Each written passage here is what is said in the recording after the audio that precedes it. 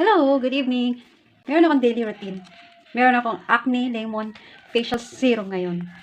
So, ito siya. Ang main ingredients nito is with lemon and with collagen. Anti-acne. So, ang purpose nito is nakaka-whiten siya ng skin, nakaka-antioxidant support. Jelly siya. Yan o, jelly. Ina-apply ko lang siya after taking bath sa gabi. Kasi pang gabi siya. Meron siyang pang umaga. Pagkatapos, maganda siyang i-apply kapag naka-harsh na yung skin nyo sa makeup, walang pahinga sa makeup, parang nagda-dry. Ito, nakaka-lighten siya sa skin, may antioxidant support siya, then anti-acne, and anti-pimple, then nakaka-hydrate siya ng skin mo. Parang nakaka-glowing, tapos yung anti-aging.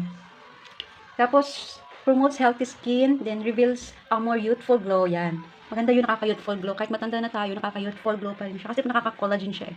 Pero ginagamit siya mostly maganda sa gabi. Kasi meron siyang isa nito is pang umaga. Pagkatapos naman maghilak. Nakaka-nourish siya ng skin. Tapos nakaka-restore siya. Nakaka-anti-breakage siya sa mukha. Nakaka-glowing skin. Maganda siya sa balat. Parang nagta-tightens yung balat mo. Nagta-tightens yung hingila na yung balat. Ito yung daily routine ko sa gabi. Maganda kasi. Wala akong makeup nito ha. Wala akong makeup. So, kakaligo ko lang. Ina-apply ko siya every night. Maganda siya, mabango. Tapos, parang nakaka-glass skin. Nakaka-glass skin effect siya. Ang ganda. Yan lang. Salamat!